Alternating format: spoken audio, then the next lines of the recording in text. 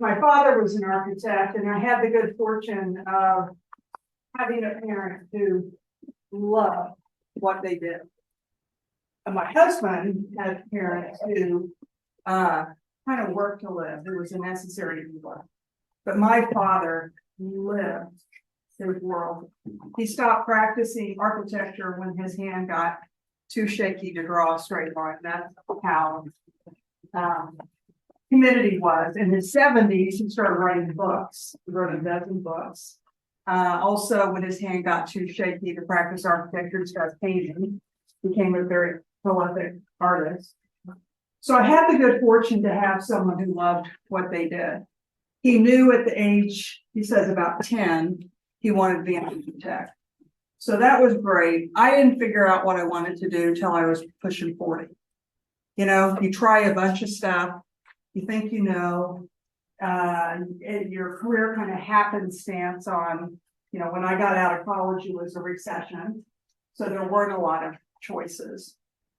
So you kind of got what you could get. And there's sort of a serendipity that happens from there. I'm kind of a serial entrepreneur. So I've done things, I've been a tour guide in Europe, taking groups on wine and cuisine tours. I did exercise programs early on, and I got into HR. I thought I wanted to be a graphic designer, got into it and found out I wasn't any good at it. I just didn't have the talent. Back then, there wasn't as much on the technology, so there was a lot of hand stuff. I didn't have the patience for it. So I sort of just started figuring out what I liked and what I was good at. I like managing people, so I got in. I got a job at American Century Investors, which was kind of funny because, you know, I was not a financial person, wasn't really interested in the financial side. But James Sowers, who was the founder and at the time head of the firm, was an incredible man. He started the Sowers Institute over here that you all know for research, gave all his money away for that. He brought a peanut butter jelly sandwich and a Snicker bar for lunch every day in a brown paper bag, built bazillions of dollars, very humble guy.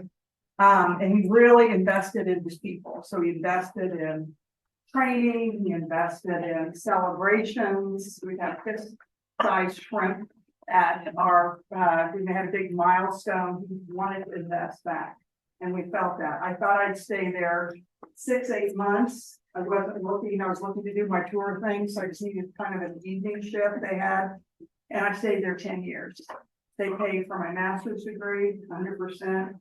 I only got my master's degree because the program, HR management, I wasn't in HR at the time. Every class sounded kind of interesting. So I took advantage of that. I was one of those that struggled to get through my bachelor's degree. You kind of look at the Big 10, Big 12 basketball. I could root for pretty much all of those teams because I think I went to all of those schools to figure out what I wanted to do. So I mention that because there are people who have a very straight trajectory. Again, the architects that I work with, a lot of them kind of new and young age. But those that think they want to do that and it doesn't work out, it can be devastating, especially if they've spent all that money and time going through the program. But what even in that world you understand is there's lots of roles within an architecture firm, as an example. So, I worked in American Century. Thought I wanted to do my own thing. Started off doing consulting. It was the week that 9/11 hit. So no one was hiring consultants at the time. No one knew whether their businesses were going to last very long. And so about 14 years ago, I once again kind of went out on my own. But between that, I worked in an architecture firm as an HR director and worked with firms across the country. So some of the stuff we'll talk about is as you work in organizations, I work with them on where do they want to be focused, where do they want to call attention to themselves, because there's a lot of competition out there. So where do they want to stand out? kind of work do they want to be doing? Do they not want to be doing? And then how do you bring a group along to make that business successful? So what I realized when I got in, I had this yin and yang of designers are full of ideas, but they also have basic principles they use in design. And then the other side of how do you bring a group of people together to really accomplish some pretty extraordinary things. It takes 4.5 years for a group to work at its optimal performance. You get to know each other, what you bring to the table, what other people bring to the table. If you have a surgical team, for example, that has worked together a long time, and you take one person out, so let's say you have a very famous brain surgeon. You take one of the team members out that's in that surgical room with this surgeon, and mortality rates go up because they've learned what this surgeon needs. MBA teams, you take some people out and bring some together, the numbers go down for a while till you figure out kind of that group balance. So I'm really interested in that piece. I think the other thing I would say as I work with groups, I've learned typically there's two types of thinking in a meeting. There's people who speak to think. So they're going to talk out loud to think. Elon Musk is one of those. He'll have a whole room of people and do a whole bunch of talking and not really necessarily getting feedback that he leaves with answers because he speaks to think. And then there are folks who think to speak. They want to think through stuff, gather their thoughts before they're comfortable speaking. So how many people here are speak to think? You think because you're talking. Okay. How many people, we're all on this side. How many people are think to speak? Yeah. So I find when I do this with groups, about 70-75% are think to speak. But when you go into corporations, they're set up a lot of times for the speak to think. So I do a lot of work with group organizations saying, people want to know what they're walking into in the meeting, what's expected of them, so they can prepare. And if you don't have that agenda, you don't have the paperwork to support that, you're leaving a lot of people out with a lot of really good ideas. So those are some examples of this. How do you bring the collective together to accomplish some pretty good things? So as I've been working through, my first book was called Why Are the Jellyfish Taking Over? And it was an analogy of a natural ecosystem and a workplace ecosystem. And what happens when they're both in balance and what happens when they get out of balance. So the example is the ocean. Overfishing and rising temperatures have created inclement climates for these fish. A lot of fish can't survive, species in there, but jellyfish thrive in them.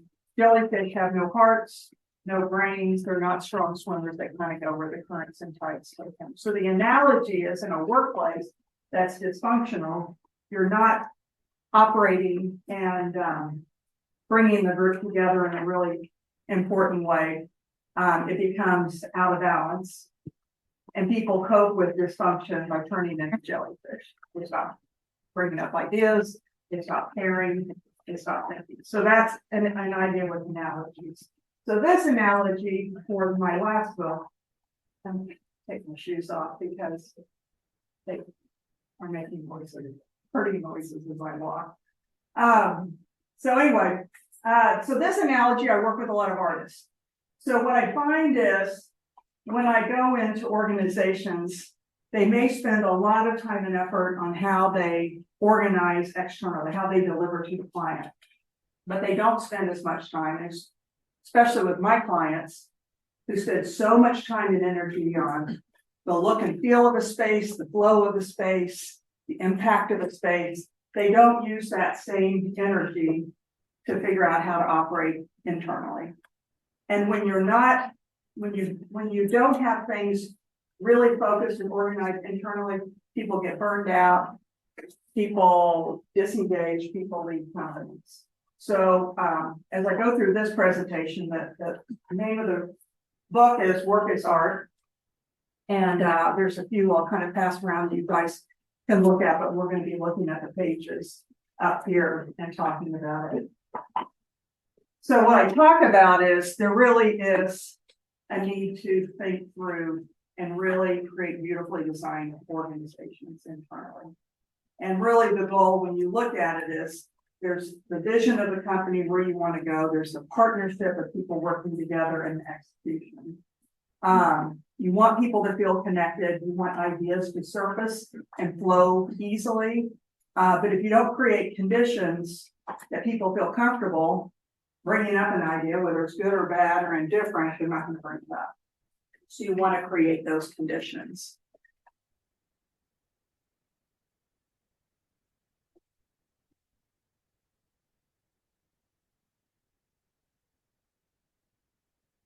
So the analogy I use is that, most organizations are poorly designed. They're kind of this crazy quilt of programs. I would work with executives who went to a conference or read a book or came back from reading an article, and they'd say, we want to do X, Y, Z. And what happens is when you start doing that without thinking through how it's working together, you create a lot of confusion. There's an organization called the Neuro Leadership Institute. They study the brain in the workplace. And they were working with Google, and they looked at the training that they had, leadership training, all sorts of training. And when they put all the different programs together that they were buying and bringing in, they had like 167 leadership competencies. Each program had their own kind of thing that they were bringing in. And so no one's going to remember that. What I suggest and talk to organizations is to be very thoughtful on what you're bringing in, and simplicity is key. So really edit. So as an example, the visual is all these programs might be great individually, but when you have them collectively in an organization, it becomes overwhelming. So people aren't remembering these things. There's nothing that's showing a particular importance than the other. So the analogy is like paint. You have a whole bunch of bright colors. Any artists in here? You put the colors together. Yeah, what do you get? It's too distracting. It's all spread out. Yeah. And if you blend them, what happens if you put red and green and purple and brown and all those colors together? What color do you end up with? Brown. Brown. Yeah. So again, all these ideas might be really good, but you put them together and you just kind of get confusion. So what we know from the brain is if you overwhelm it, nothing sticks, nothing's meaningful, and nothing translates into action. And this is what I find mostly when I go into organizations. There's too much. Herbert Simon said a wealth of information creates a poverty of attention. So podcasts are big. How many of y'all listen to podcasts regularly, read and look at images on social media? It's where does the attention go? Especially when you look at the idea of podcast, you have a lot of things you're listening. What do you do with them of it? Cognitively, our brain wants simplicity and order. It calms us. It focuses us. It gives us an opportunity and a space to really do some pretty incredible things. So the idea is, what if we designed our organizations?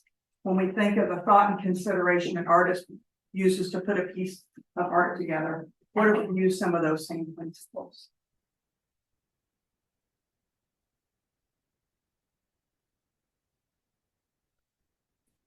So I have a few, I put together 5, these are basic design principles you'll find in art.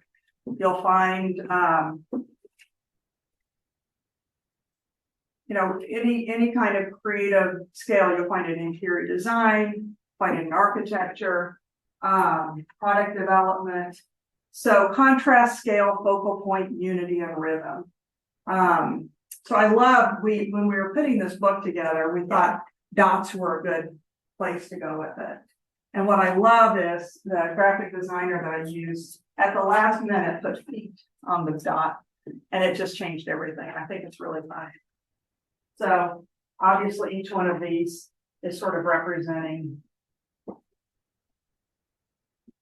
each. So when you think of, you know, an exceptional artwork, they talk about kind of starting with a clear concept and then add in these design principles. And that's going to add depth, meaning, contrast to that artwork. I think one of the best was Van Gogh and Starry, Starry Night that you see. And just where he has the placement of things that are in the forefront, things are in the back, the swirl, the movement of the sky. So looking at these design principles to make your eye move throughout the piece of work. So again, I think we can use these same principles. In fact, I know we can. We've been doing this with a few organizations. So, so as I define it, you'll see it in art and then in business. So let's start off with the first one. Contrast. So in contrast in art, it's the difference between two instances in an art element. I talked about Van Gogh's Starry Night. He has the trees that symbolize death kind of up forward and they're large, and then some of the village in the background. So where something kind of stands out and calls your eye, brings your eye to it. So for a company, it's where they stand out and call attention to themselves. So, you know, it's a little bit different than, it can be the vision of a company, but it's how are you different? I work with architecture firms. They go and compete against the same projects. One of my clients is Populous. You all anyone know about Populous? You will know one of their latest buildings, which is the, what do they call it? Where did you to this concert last night? What did they call it? The Sphere in Vegas. Have you heard of this? You gotta see this. And they also call it the Eyeball. So it's an arena and it's almost a full circle. And it's all LED lights outside of the building and inside the building. They just had some of the images from their concert last night. You gotta check it out. You think of 360 inside images that can be put out there. So Populous is a sports architecture firm. Not ironically, Kansas City has all the top sport architecture firms in the United States right here, globally, even. And it started with one firm that specialized in it 30, 40 years ago. Another one broke out, another one broke out, another one broke out. So it's funny when they would go for competitions, you go in, if you're selected, usually 4 or 5 firms are selected for final interviews. And they would all fly out to Kansas City at the same time, the different teams. So they're all introducing a different building, a different idea, and then explaining the benefit of this stadium arena to the client. So the question is, how do they stand out? Besides just some of the design, how do they stand out and call attention to themselves? Populous, especially with the Sphere, is really setting themselves apart as an innovator. But if you're going to be an innovator, you better have a whole lot of money to invest in that innovation. Believe it or not, architecture, they don't make a ton of money. And it's funny because they're creators and they kind of don't care. And they would do it for free because they love it so much. But you look at how do you stand out and call your attention to yourself. So if they want to be innovators, then that needs to be part of their business plan. They need to invest in it. They need to bring people together to come up with these ideas. So contrast is where you want to stand out and call attention to yourself. A lot of times with firms, they'll kind of say some of the same stuff. So part of it too is what matters to the client. What does the world need? You know, that's another part of it. When you look at architecture has really been pushing sustainability, even though early on clients didn't want to spend the money for it. They knew it was important for the future of our planet, so they would push that. So where do you want to stand out and call attention to yourself? And what I tell people, and some of you all will start companies of your own, you know, part of it is you're not going to be for everyone, so don't waste your time. Unless you're Amazon, you want to be for everyone. For most of them, it's if you're not going to be for everyone. So when I work with my clients, they'll know who they want to work with and who they won't. One of my clients this last week said he was doing a high-end residential home. He's out of Boston, and the husband and wife were there. So they were talking about this initial meeting, what they were looking to do, what was important to them. And the wife stepped away, and the husband said, "Don't listen to anything she says. I'm the decision maker on that." And my client decided at that point he didn't want his client, so he didn't take the project. You know, a multi-million-dollar house, but that's it with his values. He didn't want that, so he stepped away from it. So really, how you want to be different from your competition, that's kind of the first step. And really realizing who you are and who you aren't. And this really can be translated a little bit as you go and work at organizations. Even within the architecture industry, the cultures are very different. So some want that really innovative touch. The other just want to be able to do a lot of work. Some of them, small firms do a lot of small projects really fast. Large ones, you can work on a project for years. So part of it is finding, when I work with architecture students, they're in school, it's finding the culture that works for them. So that's a little bit on the contrast. And then I take people through the exercise to really understand that. And this can be tough when work gets slow, people start taking some clients they may not be interested in. And we have a lot of conversations around that. At the end of the day, you want to, and clients want to be someplace special, someplace that really does stand out, and they're doing some important things. So it's really important for a company, not only this translates certainly into companies, but it's also, all of this translates internally as well. Again, these are all the pages from the book. Scale is the next one. So in architecture or in art, it's the relation of sizes in a picture. So here's an example of sort of an evolution, what do they call it? Evolution of the two sizes. So it's really how much space you want to take up in the workplace. So I use the example of me. I do generalist work, but I specialize in architecture firms and engineering, mostly architect. So I have firms calling me from all over the country because I know their work. Even though there's a lot of people locally that do work, they may not know their world. So that's an example of kind of a specialty, and I'll show you a few examples.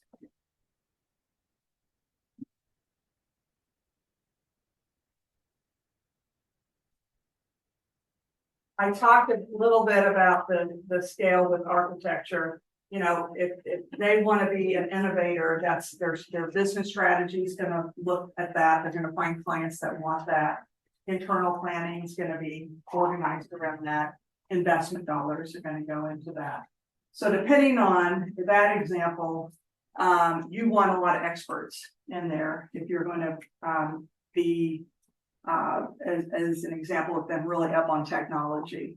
So part of this determines how they're organized and how they're going to staff their organization. So an expert, I worked with Blue Springs recreation group, and they were putting together a water park. So they wanted some really cool stuff in there. So they brought in a guy who specializes in waves, you know, all the different whiz bangs in a water park. And so he really doesn't have to advertise much. He works all over the world because there's not a lot of people doing what he does. So if you're an expert in something, you're gonna definitely appeal to a larger national or international audience and generalists, so I have some small firms who really need to get deep roots here. So people can refer and they've got work locally, because they can do a little bit of everything. And then I'm a specialized generalist is the example that I use. So while I do strategic planning, succession planning, leadership development, executive coaching, leadership coaching, there's those everywhere. But because I know their world, I am a specialized generalist. So I don't have to, once I've gotten, I did a presentation in Boston last week with a bunch of firms that came in. So now I'm getting a lot of phone calls to come in there. Because again, they know I know their world. So it's a little bit easy. Generalist, you've got to hunt the work a little bit more, I think, than some of these other areas. So as a company grows, it can change. And I always say scale isn't about importance, it's really about the impact you have. I mean, some companies I work with, they want to grow for growth's sake. And they want to get bigger and bigger and bigger, which there's benefits to some of that, but there's a lot of drawbacks to creating a culture. So that's a little bit on scale. Focal point is what I want to get into a little bit. How many of you all have flown Southwest Airlines? Okay. What's different about Southwest Airlines from other airlines? Say that again. 2 free check bags. 2 free check bags. Yeah, 2 free check bags. And how much are these other ones charging? I mean, you could spend 100 or so. 2 check bags. Thank you. My hearing's not great in here, so thank you. 2 free check bags. Great. What else? What's different? You sit wherever. You sit wherever. Yeah. Is that good or bad? They say C is center aisle. That's basically what C stands for if you're on that. So sit wherever you want, could be good or bad. What else?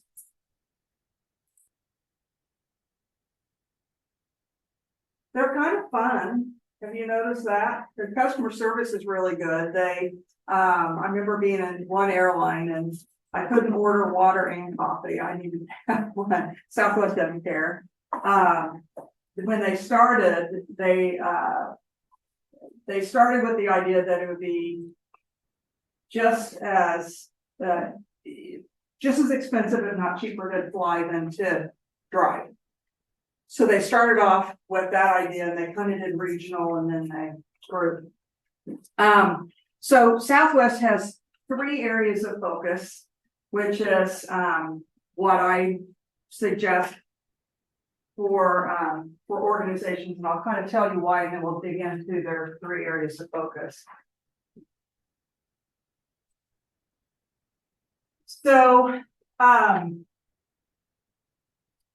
this is probably the hardest part with organizations, is figuring out what 3 areas that they want to focus on. But the reason for doing that is feeling like this is skipping over some pages. Let me look real quick. This presentation's kind of wonky down here.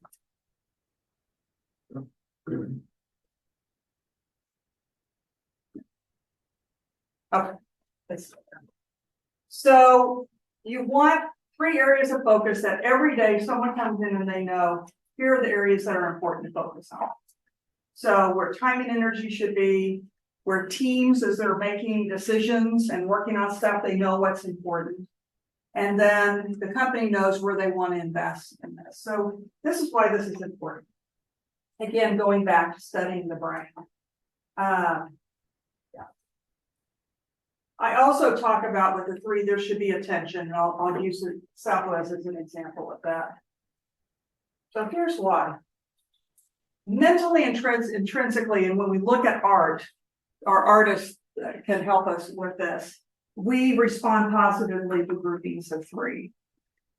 It's a balance, it's memorable, creates interest, and adds emphasis. So 3 is really important. It's important in design, and it's important for our minds. So let's see if you all have heard of any of these. Life, liberty, and the pursuit of happiness. Recognize that? stop, drop, roll. Did you all learn that in school? You catch on fire, stop, drop, roll, okay? Turn on, tune in, drop out. You guys may be too young for that. That was the big, in the 1960s. I was too young for that too, but that was the big, rock and roll kind of theme that, turn on, tune in and drop out. But it's memorable. It kind of has a beat to it. Like I said, it kind of dances on the tongue.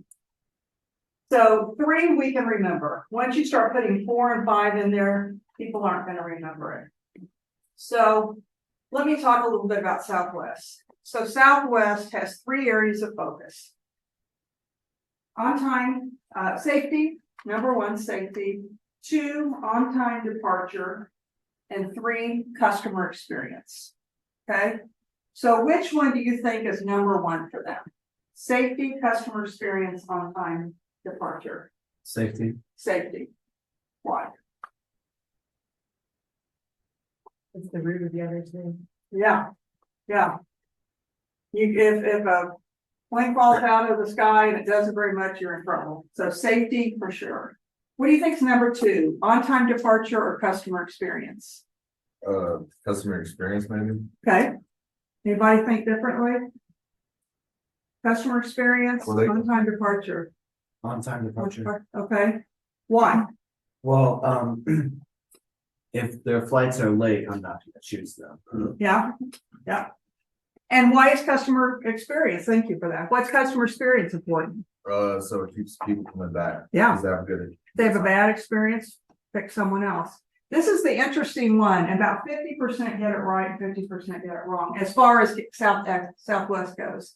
And if you flow Southwest, they really treat their people great. They treat their customers great. Actually, they treat each other very good. But their number 2 is on-time departure. They say, we're not going to make money if we don't make money unless planes are in the air, which seems kind of cold and hard. So they're business people, but man, do they treat customers really well. Try to phrase it and put this over a little bit. So here's the other interesting thing with South. They've decided they're only going to have one kind of plane. 27, 47, one of planes, 20. So 700.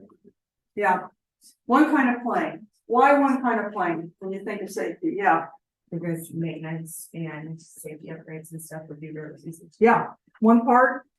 You have 5 different types of planes. You got to have 5 different types of parts. Mechanics have to know how to do 5 different things. Safety can be impacted from that. If they're relearning stuff, they only have to have one part. So the likelihood that the parts are there if something happens is pretty high. So yeah. Let's see, what else would safety? Where else would safety be important besides just keeping the planes up in the air? Where would safety show up in an airport? TSA. Pardon me? TSA. Yeah, the TSA, is that what you said? Yeah. So making sure people aren't coming in with stuff. Now Southwest doesn't really have control over that, but they're sure relying on that to happen for sure. What else? Recently, it would have been pandemic protocols. Yeah, pandemic protocols, big time. Yeah, it's fun. I just flew last week and I was coming out, the tunnel coming out of the plane. And you can see where the tape used to be for the 6 feet apart, which has cracked me up because then you're crammed into this airplane, shoulder to shoulder with people. I found that sort of ironic. So safety, what about problems with a drunk employee or a troubled employee that's claustrophobic or something? There's safety protocols that they really are trained so they know what to do in that situation. The luggage folks handling safety so they're not getting injured. So safety can be used every day, and as they're organizing stuff, the group can come up with ideas to make things safer and safer. On-time delivery or departure. What might people do to make sure on-time departure happens? You're working there. You're making sure it happens. What do you do? How do you organize things? Up on the board. Yep, flight information up on the board, something's late or boarding now and, yeah, Having like a task list of what needs to happen to get the plane ready to go. Yeah. Like refueling. yeah, oh my gosh. That's why I'm amazed when I look at the refueling and the food coming on and the waste going out and, yeah, big time that has to happen.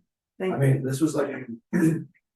This is like important in like safety and stuff, but also having the same kind of plane helps because, you know, if something breaks, then you have the parts. Yeah, absolutely. Yeah, absolutely. So that helps with that on-time departure.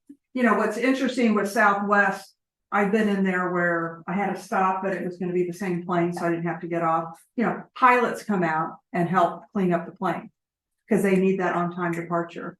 Other airlines, they would never do that. The other thing that they found with these goals is people upstairs, they're taking tickets and talking to people, rarely talk to the folks handling the baggage and stuff. Once they saw how important each side was, the communication is incredible. So the people downstairs can go, this flight's late, this one's coming early, and they can move people around because communication's really good on that on-time departure. What were you gonna say? I was just gonna say, this has to go with customer service and, being on time with Southwest, but last time I flew, we were like 2 hour delay. And they made sure that we have like free tickets, like Yeah, next plane that we Yeah. buy or whatever. Yeah. They Yeah. would be free, so. yeah, what's interesting with their model also with it gets a little bit with the customer experience. They have a whole bunch of flights in each city. The larger ones may have two. So if I'm gonna fly Delta to Boston, I may have two opportunities to get out. Southwest will typically have more. That's how they sort of organize how they're putting their programs together. So while I might miss the plane, I hopefully won't have to stay overnight. I mean, the way they organize it, but definitely with the customer experience, they're gonna treat you well when you get on. So, yeah. What else with customer experience? While we're kind of on that, yeah. They let you cancel like 10 minutes before the flight. Get a full refund. Say that again. You can cancel like 10 minutes before the flight and get a full refund. Yeah. Yeah, absolutely. Full refund. They were booked. They certainly, I think most of them give money, to help with that. Yeah, so the customer experience is really what they're known for. A lot of airlines have tried to copy them a little bit and have had a hard time doing that, but they really train their people on how do you deal with a difficult situation, a difficult passenger. So these three things are how they make decisions throughout the day, and they innovate around it. So they've really come up with different ways to make this happen. I would fly out at John Wayne Airport in Orange County. And because of, I think there's higher end homes around there and the noise that the planes make, they have them go out over the ocean, but they go out up really fast, really. So for some reason that helps with the sound below. So the stewardesses then say, you know, we have a short flight and a short takeoff, and they actually threw peanuts that rolled down the aisle because it was so steep. I mean, they would have fun with stuff. So other airlines wouldn't think of that, but they let people, you know, make it their own. I did on one where they sung something. I think of their peers and they're going, oh, what are they going to sing it again on this? But anyway, it's an example of 3 areas of focus. Every day they're making decisions around that. The airlines is innovating around that. So there's a standard, you know what you're going to get on each flight. And you know, with the not having seats, I have a whole system on how I work to make sure I'm seated in a certain area. So you become familiar with it and you work with it. So this idea of 3 areas of focus is really what the focal point's about.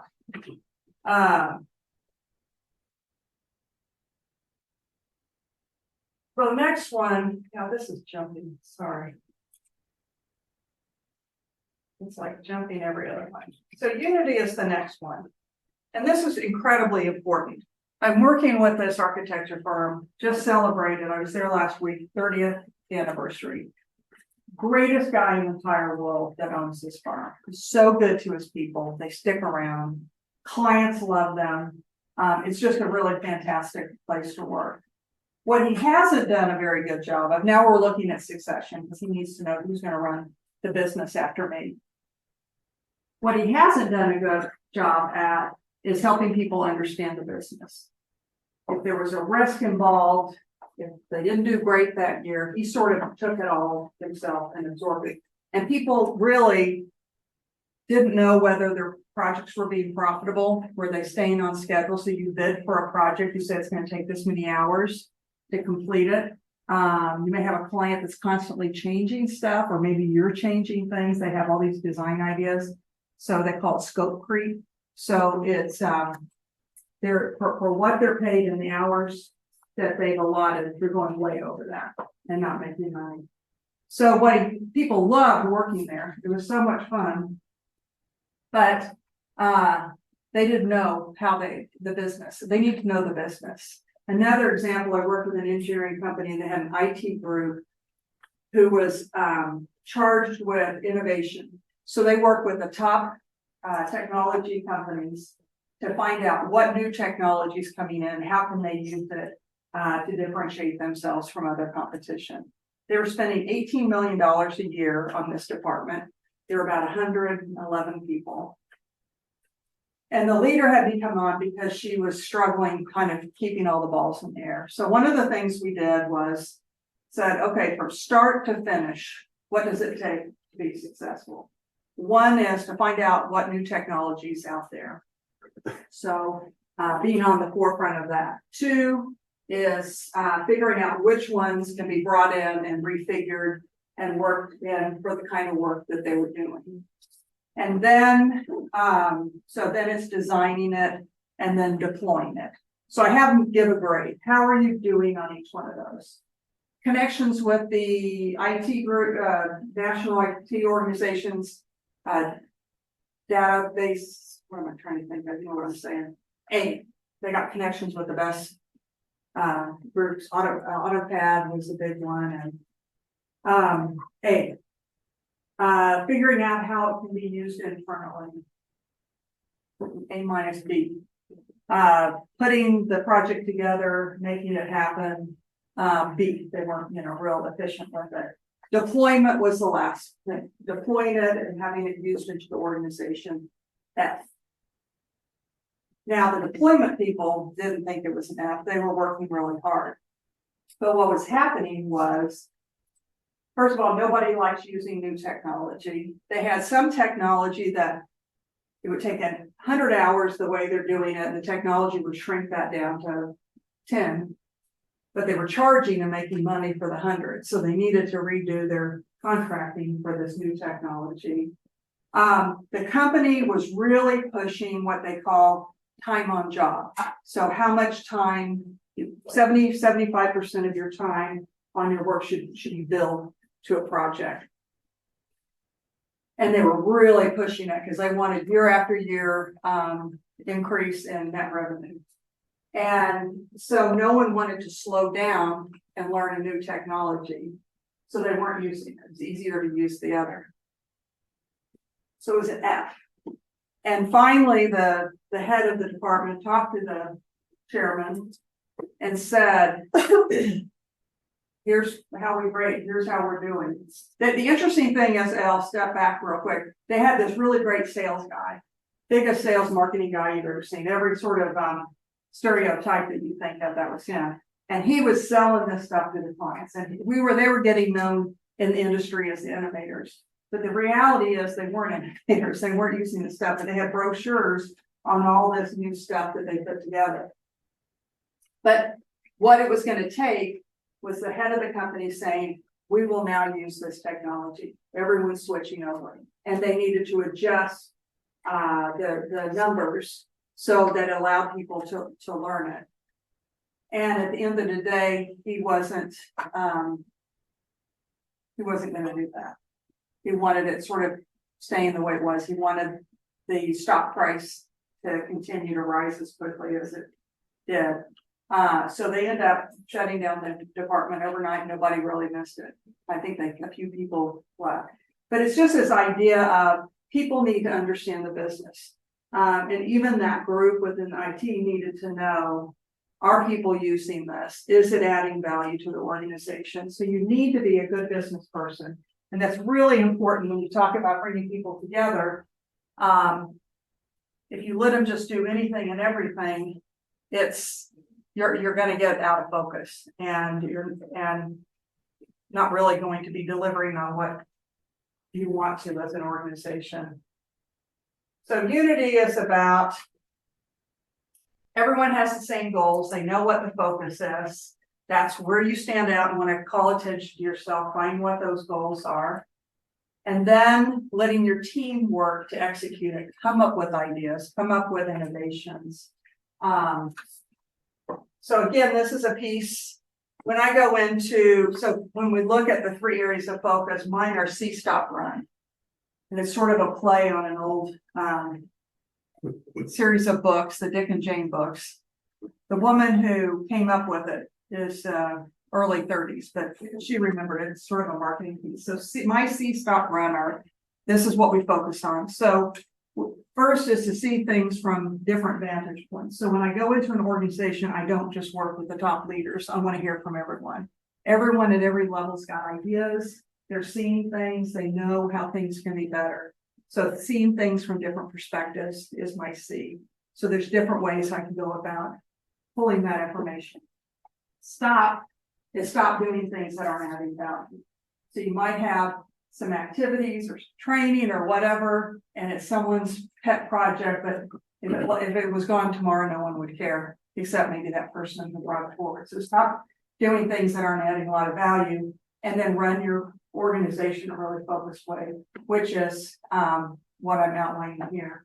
And I've got over there some stickers and some posters if you're interested that have some of these things in there. But See, Stop, Run is how I go in. It's how I differentiate myself. It's my process. I want to hear from everyone. So I make sure leaders understand we need to hear from everyone on this.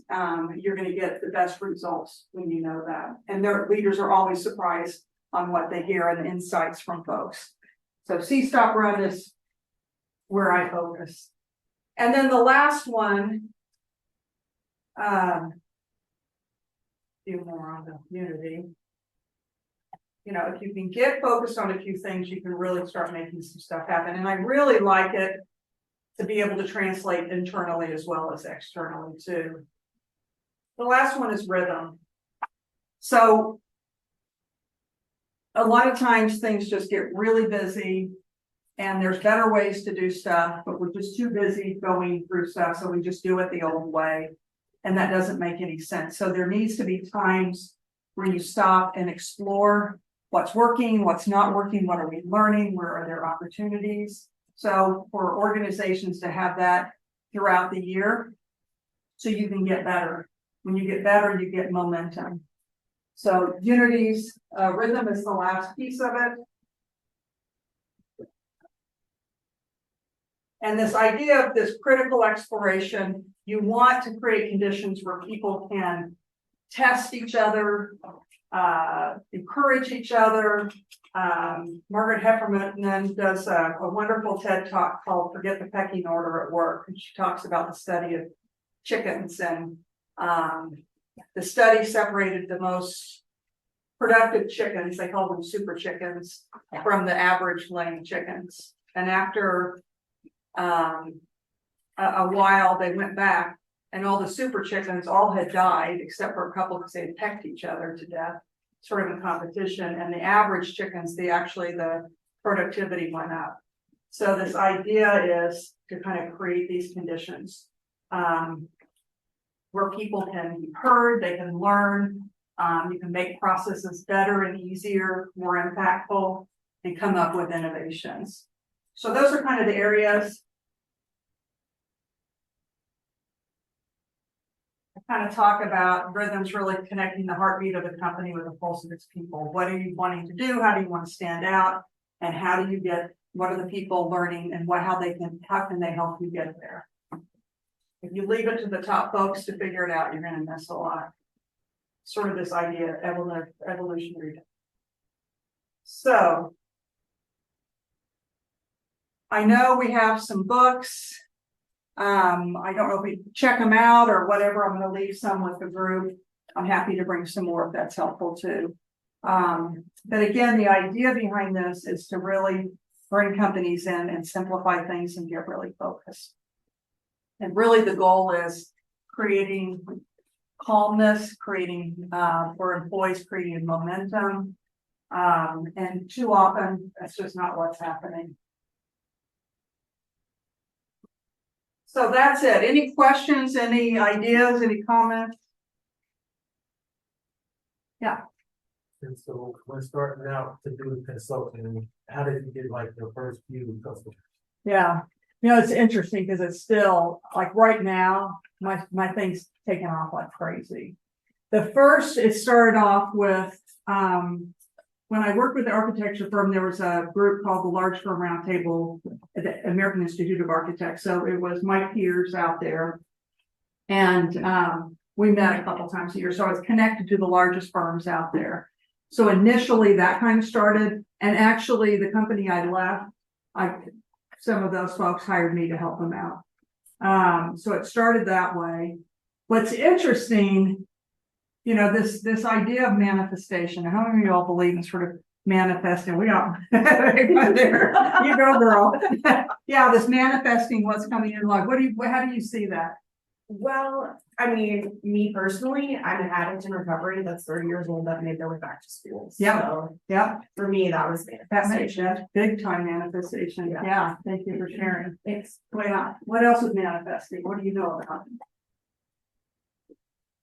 It's funny, when I was your age, it was not a thing at all. And then it sort of became bigger and bigger. So it's the idea of what you want to come into your life, you can have come into your life. So, so part of it is who you want to work with and who you don't. I'm kind of struggling with that a little bit. I've had some phone calls lately and I'm like, oh, you really want to do that. So part of it is having those contacts. And then those folks telling folks and those folks telling folks. Certainly social media and getting your messages out there so you have a clear voice on what you're about. One of the presentation I did last week to the group in Boston, I talked about succession planning.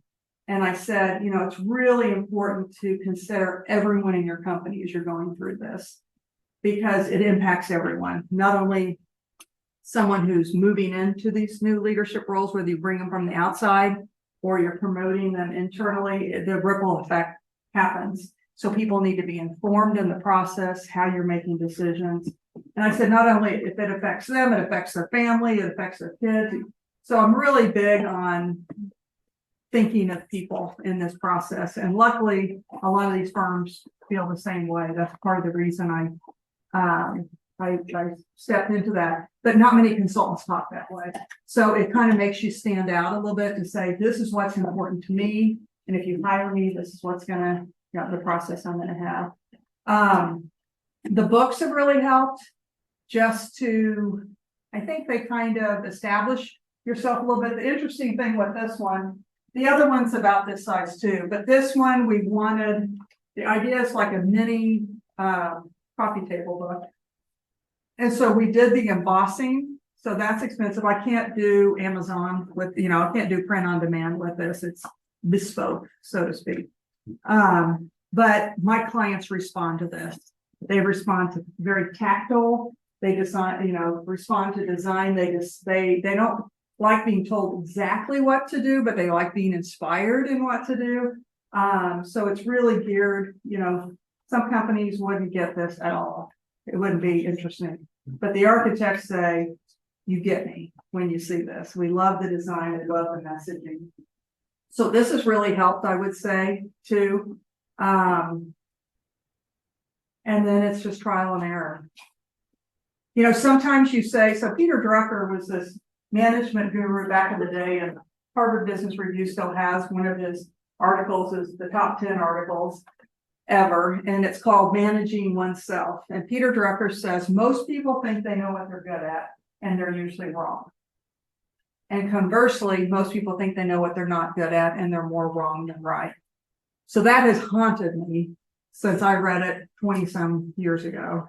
And it's really true. So it's, you know, with the consulting, I'll go, well, I don't want to do too much coaching, because sometimes that drives me crazy. But at the end of the day, I realize I really like it and I can make an impact there. So part of it is what you think you should be doing versus what you really enjoy and where are you having, you know, impact. And for consulting, it's what are they calling you for? You know, you may offer a bunch of stuff, but what are they calling you for? And to tap into that. But I would say the other in consulting is get a niche. So the more you have something special that is a little bit different from everyone else, that can pull people in too. So I think that's something to look at. Whether it's an industry, whether it's I had a woman who does DISC. Are you all familiar with DISC? Personality thing? Yeah, kind of like Myers-Briggs stuff. So she was doing it. And it's big, it's popular, so she can make pretty good money there. And then she was thinking she needed to do all this big organization design. I said, no, I think stick with that. And so if this is my personality, how do I use that in a meeting? How do I use that in a conversation one-on-one? How do I use that to plug an idea? So really dig into that DISC more and don't muddy it up with other stuff. So that's a little bit on the consulting. I don't know that I recommend it. No, it can be tough. It can be feast or famine. When the economy goes down, people, you know, stop using that. So you can be, you know, definitely COVID was very difficult time with consulting. But now I'm busier than I've ever been. So it's kind of feast or famine. But it's fun too. I mean, I would say it's a challenge. You never know when the phone's going to ring and who it's going to be. And I think in the United Nations call one of the first couple of years that I was in business, and I'm like, how in the world did you all hear about me? Yeah. I mean, is there like a way you can recession-proof your business? You know, for consulting, people call me when they're in pain. They will find the money if they're really in pain. So part of it is where I'm challenged is sometimes I know what they need, but they've read about XYZ and they want that. They want that flavor of the month and all.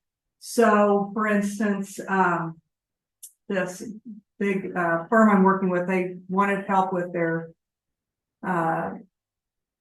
leadership. They give titles as they promote people, and they're mostly recognition of the work they're doing, the complexity of the project, the size. And then they go, we promote them and they're not doing what we want. And so part of it is they don't really tell them what they want. They have criteria on how to select someone. So one of the things, so they kind of want me just to fix that. And I went in and said, we need to relook at all this. There needs to be a foundational piece. I called it a master plan because that's a term that they know. So that kind of helps. But they got to be in pain. Something's happening that's costing them money, costing them sleepless nights, and so I think kind of making sure you're centered on that. You know, if there's a recession in my world and they're having to let people go, and so I mean, I could step into that helping, but I don't want to do that. Right. In HR, I had too many. I had one time every 15 minutes someone was coming in and I was telling them whether they had a job or not. And I don't want to do that. So yeah. So is your consulting firm HR focused or it's like larger scope than HR? Yeah, it's more strategic planning, organization development.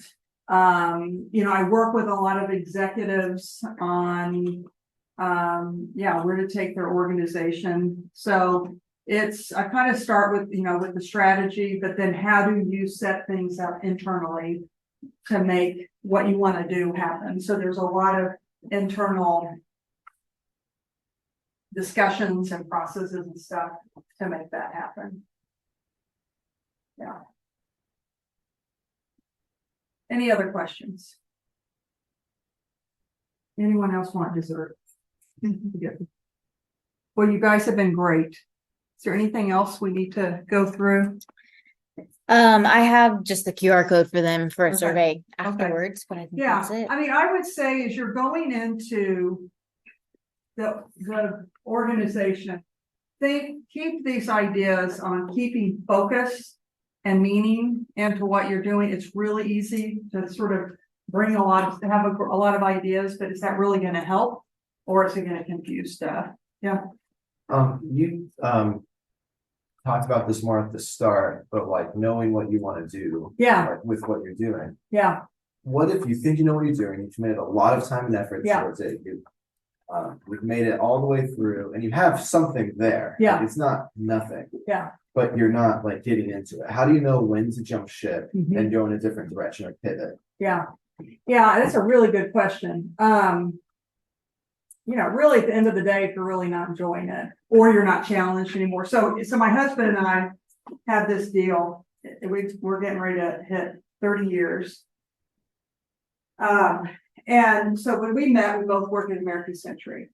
And he did kind of what he had just gotten out of the military. He partied a lot in college and had a couple of DWIs. He couldn't drive, so he joined the military. And then when he got out, he happened on this job kind of like I did. And he hated it. He wasn't a suit and tie kind of guy. He hated it.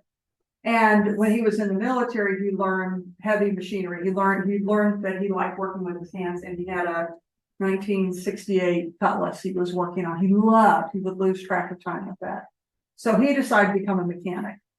He had gone to Washington Lee in Virginia. His parents had paid a lot of money, but he didn't really want to do that. That was pushing. So he became a mechanic, and you can imagine they're thinking, oh, great, we did all this. And he originally thought, well, maybe he would do muscle cars for like athletes or something. And his friend had this idea. He went to school to learn it, and he ended up just working in shops. And the name of the game with shops is slap it on and get it out as fast as you can. It's speed.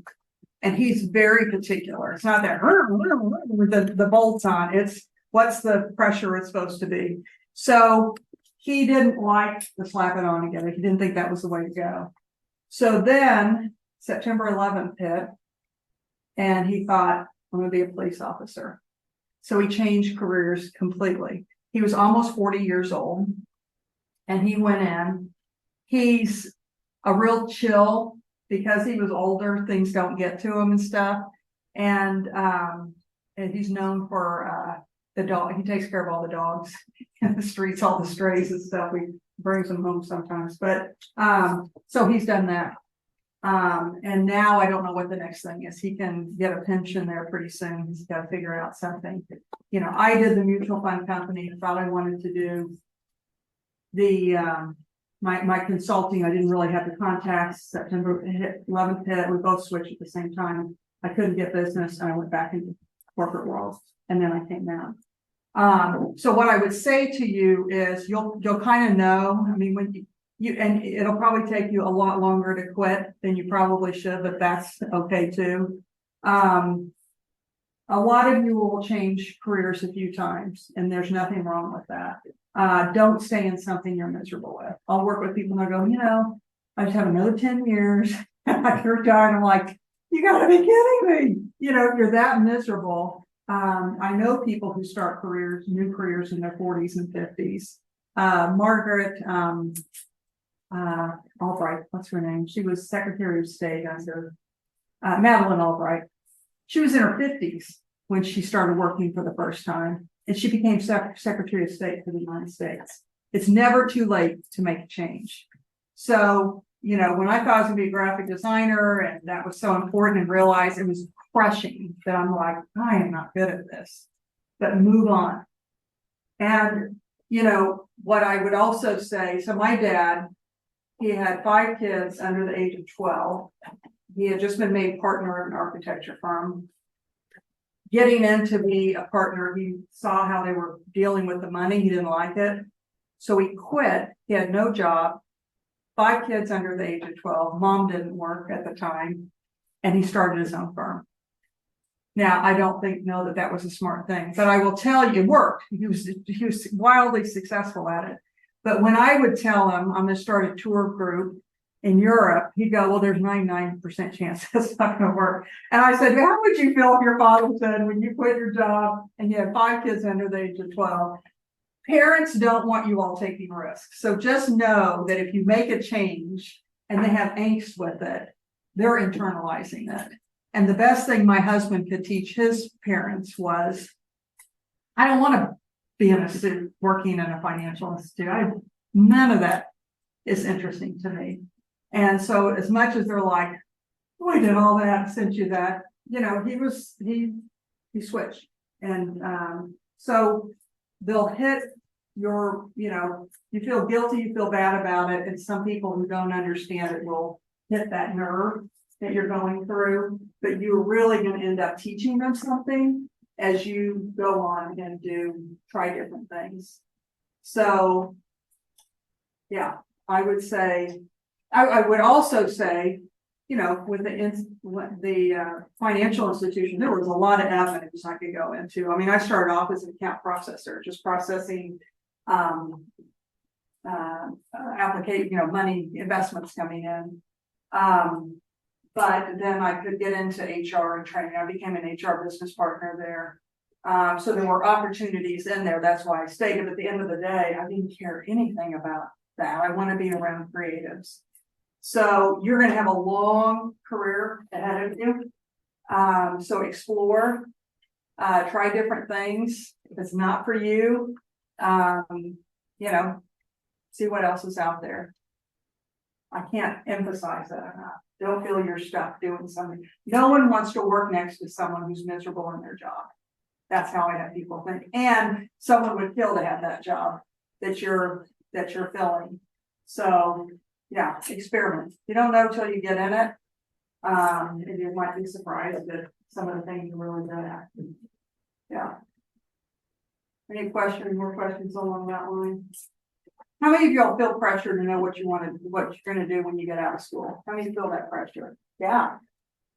No, I look at it this way. Your 20s, first of all, 20s are the worst years of your life. I just want you to know because you don't know what you have to offer. You don't know where you fit in. It can be excruciating. I feel like the 20s are like your bachelor's degree. You try to figure out, you know, you're taking a bunch of classes and figuring out, where you want to land, what area you want to do. 30s are like your master's degree. You start now, you hopefully figure out where you kind of want to be and you want to dig in to that a little bit more. 40s are kind of doctorate and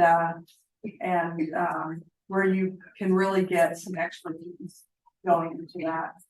So it's a journey. I know you feel pressure. Just get in and know that the journey will take you into some really interesting places. You're gonna, everything you pull from, and you'll be able to pull from the different jobs, whether you were good at them or not, you pull that as you're going into the next one. So, yeah, I know. How many of you have student loans? Okay.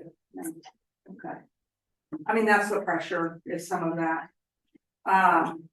So yeah, just get out there and serendipity will come in, manifestation will come in. Just get out there and see what you like and what you don't like and just take the journey. Good. Well, thank you guys.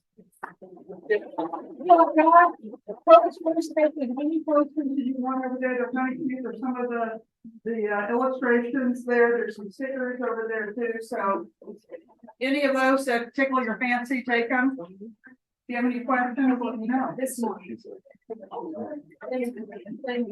I'm excited.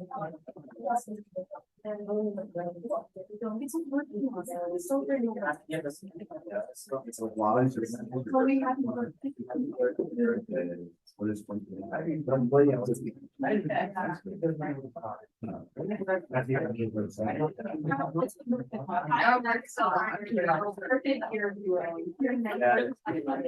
You gotta be like those Instagram posts, like the big, you just got like a picture of the post, like the cheesy Instagram.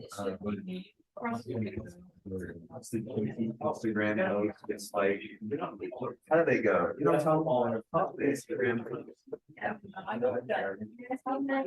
Yes, they have, they either like. Instagram post, like, he wishes he was doing like.